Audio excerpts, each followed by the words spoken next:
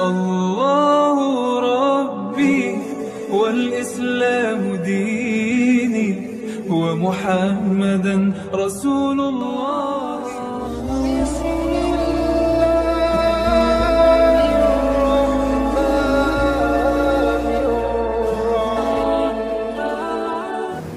Bismillahirrahmanirrahim. Assalamualaikum warahmatullahi wabarakatuh. Innal hamdalillah nahmaduhu wa nasta'inu wa nastaghfiruhu wa nastahdi wa na'udzu billahi min shururi anfusina wa min sayyiati a'malina may yahdihillahu fala mudilla lahu wa may yudlilhu fala hadiyalah. Wa asyhadu an la ilaha illallah wahdahu la syarika lah wa asyhadu anna Muhammadan abduhu wa rasuluh. Allahumma shalli wa sallim wa barik wa azim wa karim wa syarif ala hadzal nabiyil karim wa ala alihi wa sahbihi ajmain. Amma ba'd. Ahibail kiram, bapak-bapak, ibu-ibu jamaah Masjid Raya Al-Insan yang insyaallah dimuliakan oleh Allah Subhanahu wa taala. Amin. Alhamdulillah, alhamdulillah. Pada hari ini kita masih diberikan kesempatan untuk muwajahah, ya, untuk saling silaturahmi, ya, dalam rangka pembahasan kitab seharusnya, tapi karena kita masuk di jadwal tawakufan, ya, kita berhentikan sementara agar kita lebih fokus lagi dalam melaksanakan ibadah puasa. Maka pada malam hari ini digantikan dengan tausiah. Sebenarnya bukan tausiah, ya, kalau tausiah itu adalah bagi saya itu top to down, atas ke bawah. Itu guru ke murid. Tapi saya ingin menekankan bahwa ini adalah kita sama-sama tawasau bil haq, sama-sama mengingatkan, merefresh kembali memori kita, ingatan kita, pemahaman kita, khususnya dalam menyambut bulan Ramadan. Jadi kalau tausiah itu formatnya dari top to bottom, atas ke bawah, ya, dalam tanda kutip menggurui. Kita bukan menggurui, tapi kita saling diskusi, saling mengingatkan. Bukan berarti kita tahu semua dan Bapak nggak tahu, ataupun Bapak tahu semua saya nggak tahu. Dalam artian kita saling mengingatkan. Pertama-tama rasa syukur kita kepada Allah Subhanahu wa taala yang telah memberikan kita berbagai macam nikmat, Pak Haji. Nikmat iman, nikmat Islam, nikmat kesehatan, sehingga kita masih dapat dipertemukan oleh Allah untuk muwajah, saling silaturahmi. Salawat dan salam tidak lupa kita junjungkan kepada baginda Nabi Muhammad sallallahu alaihi wasallam. Kelak Pak Haji nanti di hari akhir, ya, harta tuh yang kita kumpulin, ya, harta yang kita kumpulin, anak yang kita sekolahin tinggi, ya, itu tidak serta merta mengeluarkan kita dari siksaan Allah, tetapi hanya dengan syafaat dari baginda Nabi Muhammad SAW, ya, mampu menarik kita, mengeluarkan kita, atau mempercepat, bahasanya mempercepat, bahkan dihilangkan azab Allah terhadap diri kita.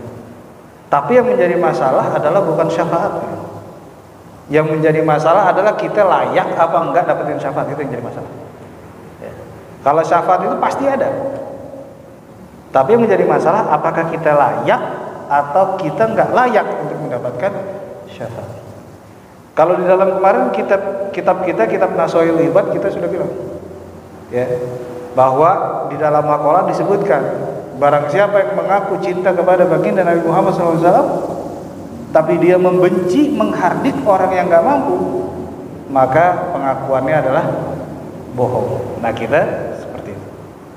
Yang menjadi masalah adalah Nabi Muhammad ngakuin nggak kita umatnya? Ya, sama seperti halnya yang sering saya ungkapkan, ya. Ya, kita kenal dengan Presiden Republik Indonesia, ya, kenal dengan Presiden Republik Indonesia, kita kenal. Bahkan kita ngomong ke orang, Pak Haji, saya dekat dengan Pak Presiden Republik Indonesia saat ini. Yang menjadi masalah bukan kita kenal, tapi yang menjadi masalah adalah Pak Presiden itu kenal nggak sama kita. Ya, itu yang menjadi tolak ukur atau barometer kita dalam berpikir. Ya.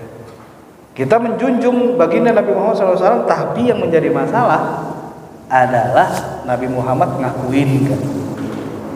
Kita sebagai umat. Oh ya, saya sering buat salawat kepada Nabi. Tapi lihat dulu akar masalahnya. Apakah salawat yang kita ucapkan itu pure murni untuk baginda Nabi Muhammad, atau ada nilai-nilai yang eksplisit dan implisit yang terkandung dalamnya sehingga mewarnai yang tidak baik salawat tadi.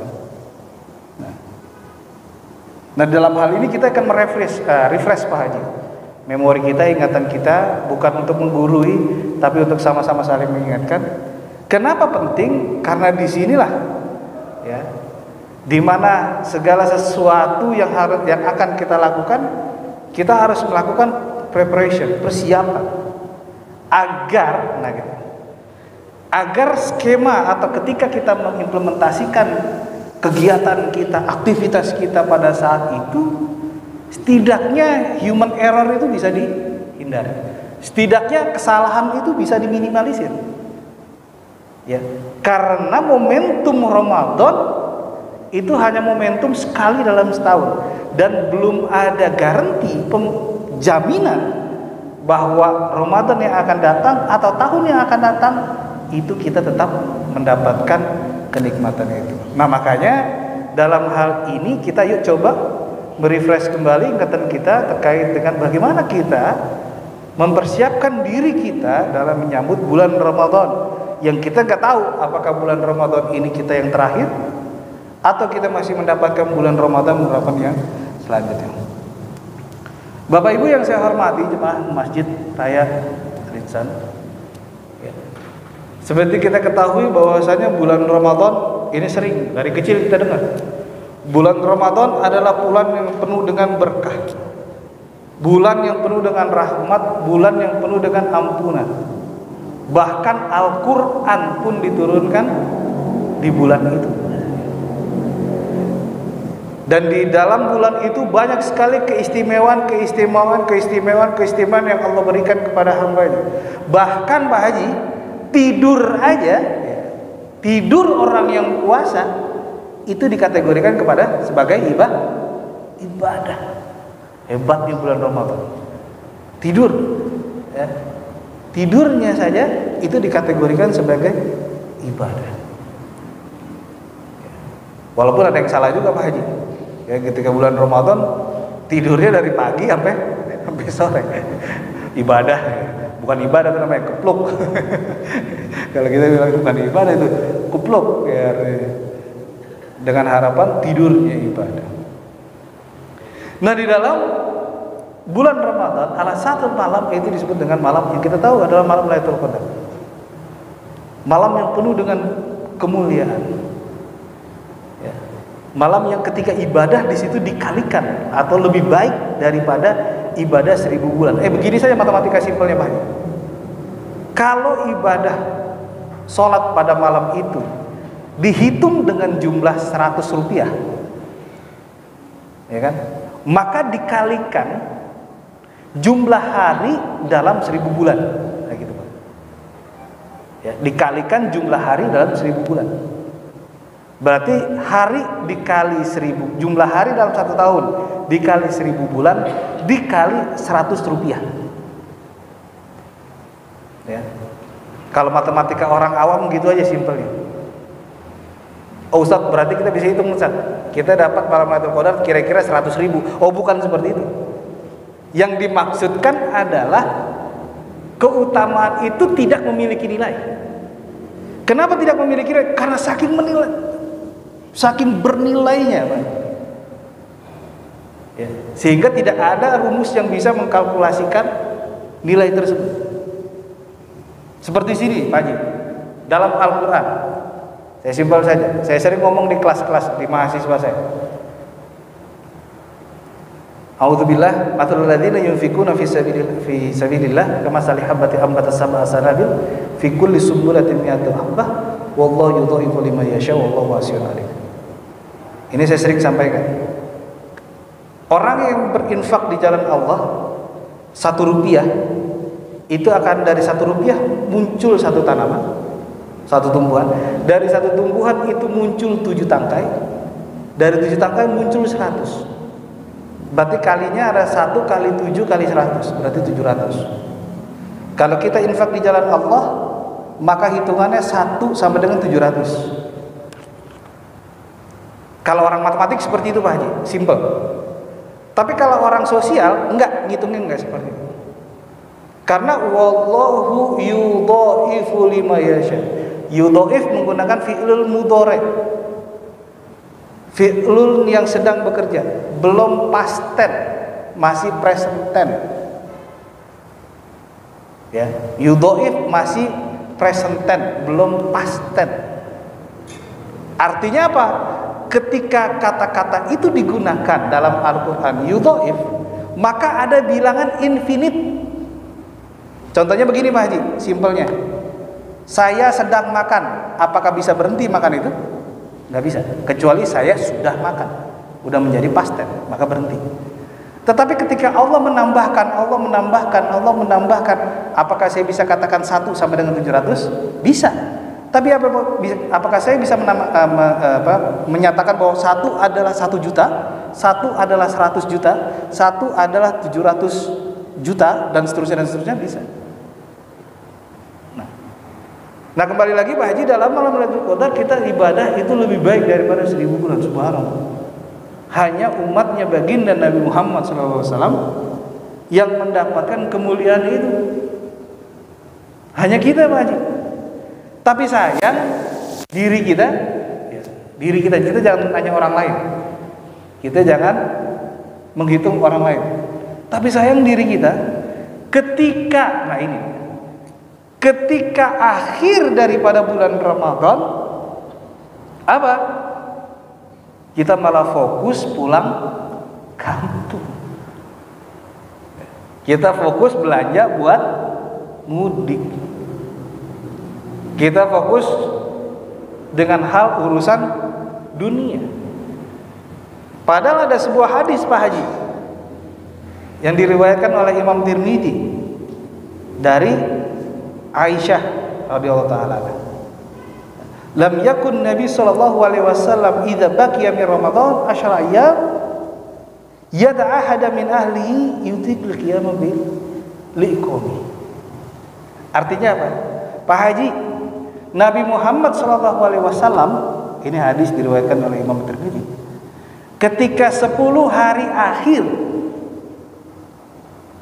bukan mengambil kesempatan dirinya untuk menegakkan 10 hari akhir, tetapi beliau mengajak seluruh keluarganya untuk sama-sama qiyamul lail. Nah kita kan enggak tuh Pak Haji, kita sendiri yang egois. Ya, padahal hadisnya jelas. Istri kita nggak usah bangunin, anak kita bodoh amat. Tapi baginda Nabi Muhammad SAW itu setiap 10 hari terakhir Nabi Muhammad melakukan iktikaf, tapi bukan hanya dirinya, keluarganya, anaknya. Ya, kalau kita anaknya, istri kita bangunin yuk sama-sama qiyamul lail.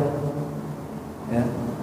Bahkan kita sering bahwa mendengarkan hadis diriwayatkan misalnya dari Al-Qutni dan Baihaqi dari Aisyah radhiyallahu anha bahwa Nabi Muhammad SAW selalu dalam akhir bulan Ramadan itu selalu menegakkan qiyamul lail, lebih memperketat waktu untuk qiyamul lail, lebih mempersempit waktu malam untuk diisi dengan tidur. Nah ini the opposite, kita itu kebalikan Pak Haji. Apalagi udah masuk malam ke-20 nih, pikiran kita kemana-mana. Ya, yang udah mau pulang kampung, ntar ketemu saudara, ntar dia bagiin 100, dia 200 dan seterusnya. Ya. Belum yang sibuk, mall itu rame. Nggak salah Pak Haji, nggak salah mall rame. Ya. Bengkel rame, mobil rame, semuanya rame Pak Haji. Nggak salah, enggak. Tapi coba yuk dalam kesempatan itu yang kita tidak bisa bertaruh Ramadan tahun depan kita dapat atau enggak, kenapa enggak kita gunakan malam yang Allah berikan atau hari 10 hari akhir yang Allah akan berikan itu sebaik-baiknya dan sebijak-bijaknya. Maka dalam hadis baginda Nabi Muhammad SAW menjelaskan hasibu qabla an tuhasab. Nah, simpel saja. Yuk Anda menghitung diri Anda sendiri sebelum Anda dihitung oleh Allah Subhanahu wa ta'ala. Kita harus bisa memanage Pak Haji waktu. Kita harus bisa memanage berapa banyak pahala yang sudah kita kumpulkan. Ya. Bukan untuk meriakan, oh kemarin saya nyumbang Pak Haji ke Masjid Ano 10 juta. Bukan. Tapi yang dimaksud adalah bagaimana kita bisa mengontrol diri kita sehingga amal ibadah yang kita anggap itu banyak itu sebenarnya sedikit. Maka dalam kitab Nashahul Ibad Pak Haji dijelaskan tuh, kalau saja manusia tahu kehidupan kelak di hari akhir nanti itu panjang, lama, dan tidak memiliki batasan, garis bawahnya tidak memiliki batasan, maka apapun yang akan dipersiapkan manusia di bumi ini nggak akan pernah cukup. Kita nyiapin sholat 5 waktu, cukup nggak? Belum tentu cukup Pak Haji. Banyak permasalahan.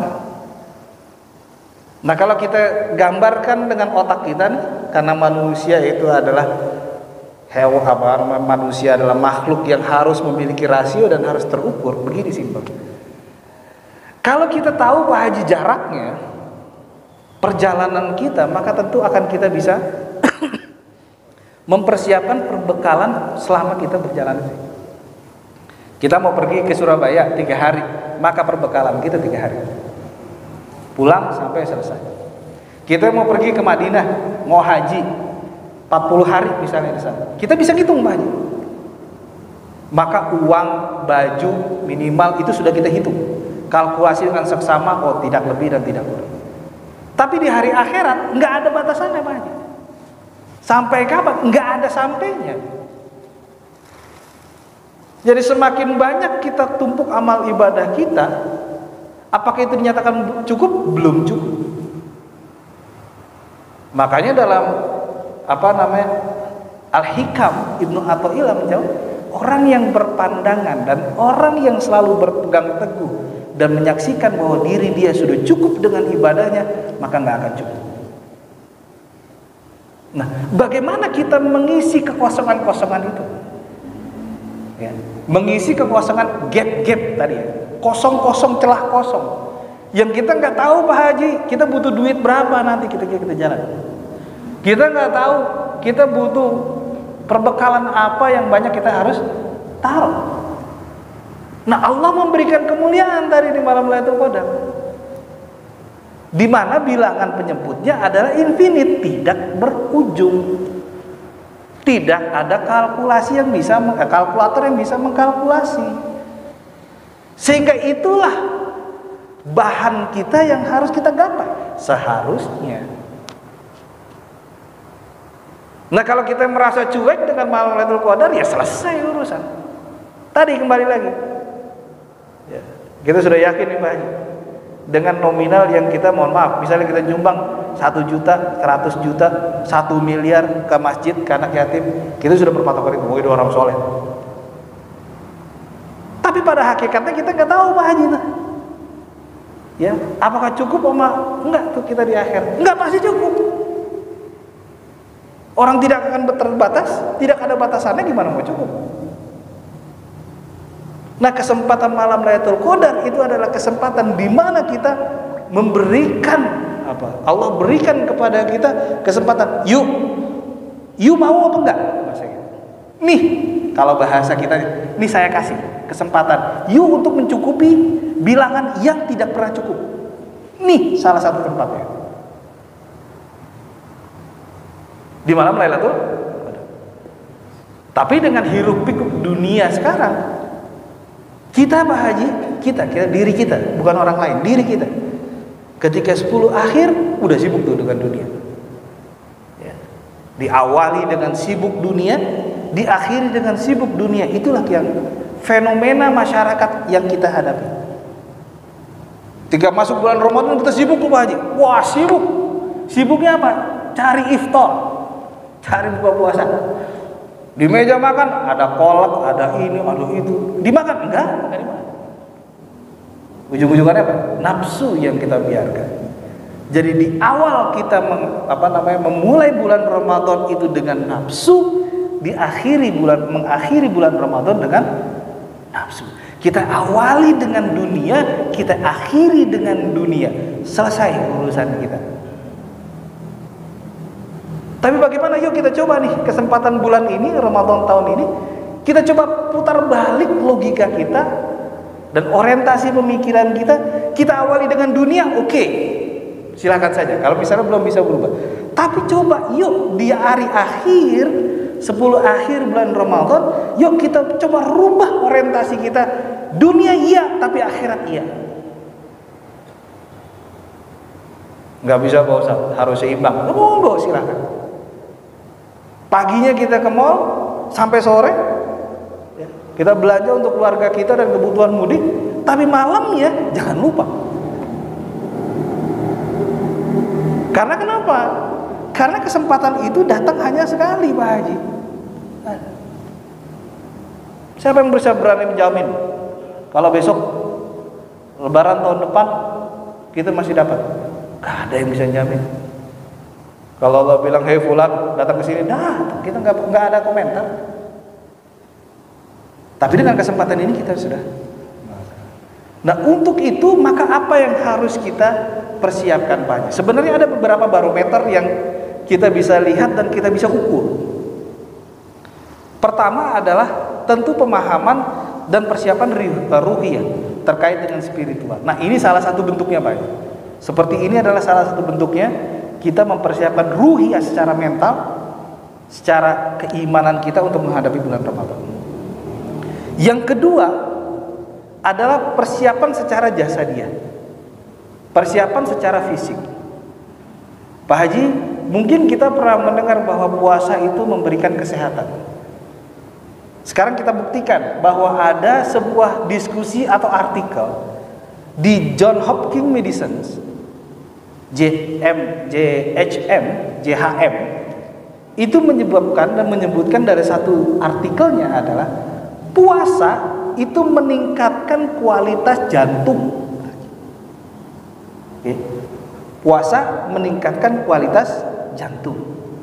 Lalu ada sebuah artikel lagi di National Library of Medicine itu menyebabkan dan menjelaskan bahwa puasa yang kita lakukan, puasa itu meningkatkan metabolisme tubuh dan kesehatan fisikologi manusia. Dari dua artikel ini kita bisa simpulin Pak. Yang pertama adalah jantung. Yang kedua metabolisme, metabolisme dan psikologi manusia.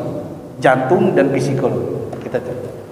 Kalau bulan puasa Pak Haji, gula darah naik, kolesterol naik, berarti salah tuh. Kebanyakan. Tuh, simpel aja Pak Haji. Giliran puasa gula darah naik, jantung naik, apalagi masuk rumah sakit dan seterusnya, nauzubillah. Berarti kita nggak bisa kontrol. Penelitian ini salah. Oh nggak bisa, ini penelitian udah riset, ini udah kedokteran, udah Johns Hopkins Medicine ini. Levelnya udah level dunia. Kalau kita bermasalah bulan puasa sakit, khususnya sakit berat, berarti puasa kita bermasalah. Kalau di awal puasa kita bermasalah, berarti ujungnya sudah pasti itu akan bermasalah. Bagaimana kita bisa mengukur? Simpel aja Pak Haji. Simpel. Ketika bulan puasa, mau buka puasa, kita maunya banyak. Beli cilok, beli gorengan, beli bakwan, kita makan semuanya. Dengan alasan rakus, bukannya apa? Ngancem. Kelapa hijau, habis maghrib. Ya. Gorengan banyak nih, bakpia banyak, makan. Salah buka puasa. Karena penelitiannya sudah fix bahwa salah satu indikatornya jantung itu berubah dari yang sakit menjadi baik. Penelitian yang kedua, The National Library of Medicine, yang pusatnya di Amerika, dua-duanya di Amerika. Yang satu lagi MIT saya nggak sebutkan. Bahwa orang yang berpuasa secara mental dan jiwa, secara psikologi dia akan sehat. Akan sehat. Tanya diri kita aja. Kalau bulan puasa siang-siang marah-marah, ini orangnya sehat nggak Pak? Nggak sehat Pak. Disenggol dikit, lagi puasa nih, ngajakin berantem loh, bahasa gitu ya. Sehat nggak tuh orang? Enggak. Simple Pak. Kita ngukurnya nggak usah barometer, variabel pengukurnya nggak usah jauh-jauh, yang simple.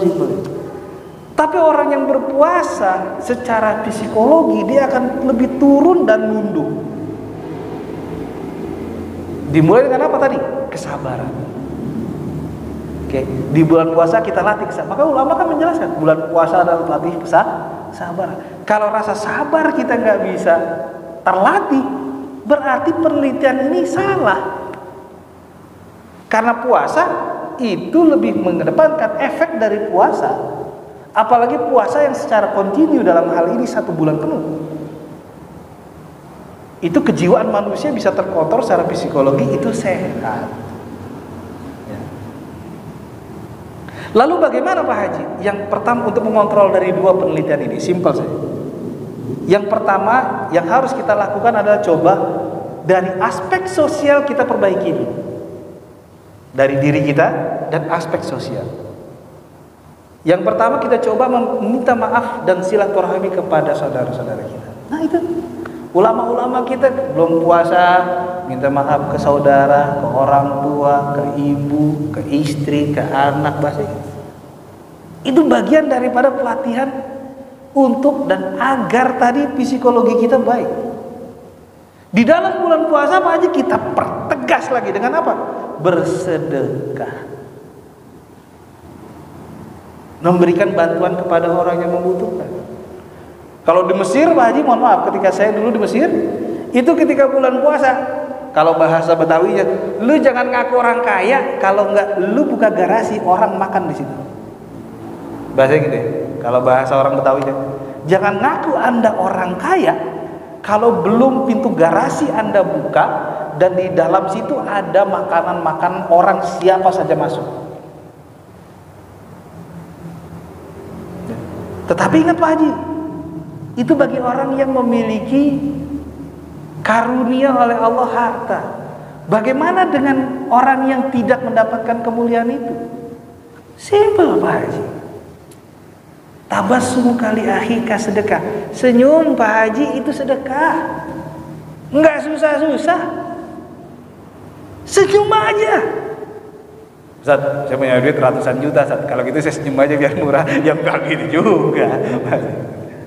Sedekah Pak Haji. Sedekah dengan enggak usah susah kalau misalnya kita bukan pada posisi orang yang diberikan kenikmatan dunia. Senyum saja. Ini udah nikmat dunia enggak ada. Bulan puasa kagak bisa sedekah, senyum aja susah. Nah, ini yang bermasalah. Masa gitu. Senyum aja susah, giliran ketemu orang udah bawaan mau berantem aja. Ini yang bermasalah. Nah, itulah Pak Haji dari beberapa aspek tadi, baik dari sisi mental health, dari sisi kesehatan kita, dari sisi jantung kita, dari penelitian-penelitian yang sudah saya sampaikan. Setidaknya ini adherence, coherence atau linier dengan apa yang disampaikan oleh ulama. Nah, kembali lagi Pak Haji, bagaimana cara mengimplementasikan itu, mempraktekkan itu adalah dalam diri kita. Nah, pointingnya adalah variabel-variabel tadi sudah kita tahu bahwa ada variabel pengukur nih yang simpel. Nggak usah pakai kajian tasawuf, kajian sufi, kajian tafsir, nggak. Variabel simpel saja, di mana kita bisa mengukur bagaimana puasa kita baik atau tidak. Bukan menjustifikasi orang, oh ente gak baik, ente marah-marah terus. Enggak. Kita mengukur diri kita. kenapa kita ukur diri kita? Satu adalah kita mengukur diri kita karena kita tahu jarak yang akan kita tempuh nanti tidak ada batasan. That's it. Hanya itu. Kalau kita tahu jarak yang kita akan tempuh nanti itu cukup 10.000, maka nggak perlu kita lakukan itu. Tapi karena jarak yang akan kita lalui nggak cukup 10.000, nggak cukup 1 juta, nggak cukup 1 miliar, nggak cukup 1 triliun, dan nggak ada bilangan yang bisa menilai itu. Ketika Allah berikan kemuliaan, yuk kita gunakan sebaik-baiknya. Tapi tolong jangan egois. Diri kita jadi orang ahli ibadah, mendirikan qiyamul lail di 10 hari, tapi anak kita biarin dia tidur. Istri kita biarin dia nonton TikTok live dagangan dan sebagainya. Kita ajak, yuk udah cukup dunia. Nanti setelah 10 hari ini bebas mau ngapain aja. 10 hari ini kita coba memprioritaskan diri kepada Allah Subhanahu. Baik, Pak Haji, itu mungkin yang bisa kita diskusikan dan kita bisa sharing terkait dengan bagaimana kita menyikapi bulan Ramadan, menghadapi bulan Ramadan. Tentu ini semua diskusi ini dikembalikan kepada diri kita, Pak Haji, sebenarnya. Apakah Anda mau, kita mau atau enggak? Kalau kita enggak mau, nanti jangan komplain. Kalau di kuburan watt yang nerangin kita cuma 1 watt. Kalau kita mau dan kita praktekkan diskusi ini, bukan nasihat, diskusi ini, berarti kita adalah orang yang mau memilih, ya, orang yang mau memilih mendapatkan kenikmatan setelah kehidupan yang akan datang. Karena kita nggak bisa mengukur, Pak. Apakah Ramadan lalu kita baik, sebelumnya juga baik, atau kita akan mendapatkan Ramadan yang baik, atau kita pasti masih mendapatkan 20 kali Ramadan lagi. Itu urusannya Allah. Baik, Pak Haji, mungkin itu yang bisa kita diskusikan.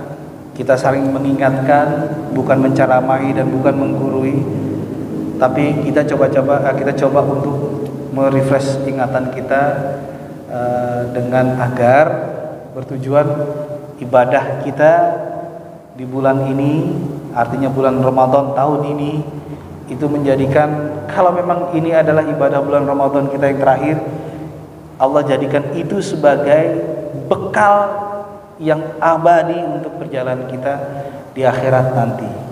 Amin ya rabbal alamin.